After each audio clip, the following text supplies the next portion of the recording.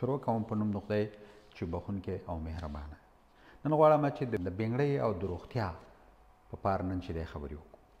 بنګړۍ چې دی د انسان بدن ته ډېره زیاته ګټه رسوي او په دې کې ډول ډول مواد دي یا توکي دي چې هغه د انسان بدن ته ډېره زیاته ګټه رسوي.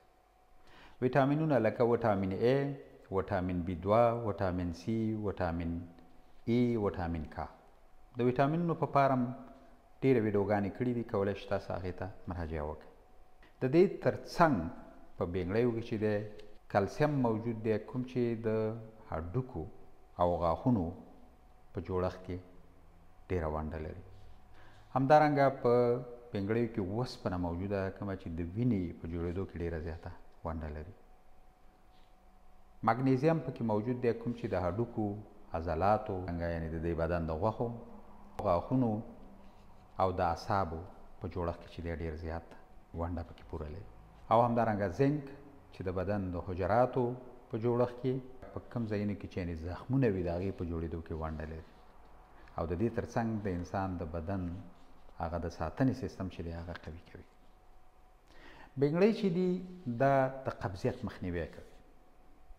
دا چې دی د کولمو حرکات چې دی قوي کوي. په دې کې یو ډول ماده ده چې د بلاشټوف په نامه یادېږي، او دا چې دی د کولمو حرکات چې دی تیزوي. د دې تر څنګ بنګړۍ په کولمو کې یو ډول میکروبونه دي چې هغه د کولمو دپاره ډېر زیات ښه دي، یعنې د انسان د بدن دپاره ډېر ښه دي چې په طبابت کې ورته نورمال فلورا ویلی کېږي. د دې ساتنه کوي.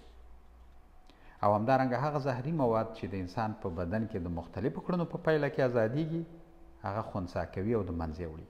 بنګړۍ چې دی وایي د وزن په کمولو کې هم مرسته کوي. د وینې په دوران کې د شکر یعنې بورې او د غوړ د نورمال ساتلو دنده هم لري. یعنې هر هغه څوک چې د بنګړیو څخه یعنې د سبزیجاتو څخه او په ځانګړي ډول د بنګړیو ګټه پورته کوي، نو د وینې په دوران کې به شکر او غوړ چې دی دا نورمال وي. هر هغه څوک چې بنګړۍ خوري نو ویښتان یې ژر نه وځي، ځکه چې په دې کې ویټامین A دی، کوم چې د ویښتانو د ودې سره چې دی مرسته کوي. یعنې کله چې بنګړۍ څوک خوري یعنې ویښتان یې ښه غټي. ویټامین K او ویټامین C پکې دي، کوم چې پوستکی د زهري موادو د زیان څخه ساتي. همدارنګه اوسپنه او مګنیزیم چې دی دا د دې ویښتانو دا ریښې چې کوم دي، دا بیخونه چې کوم دي دا قوي کوي او د وتلو یې مخنیوی کوي. یعنې هر هغه څوک چې بنګړۍ خوري نو ویښتان به یې زر زر نه وځي او ښه وده به کوي، یعنې ښه به غټېږي. یوې بلې روغتیایي خپرونې پورې له تاسې اجازت غواړم، ستاسې د بشپړې روغتیا په هیله.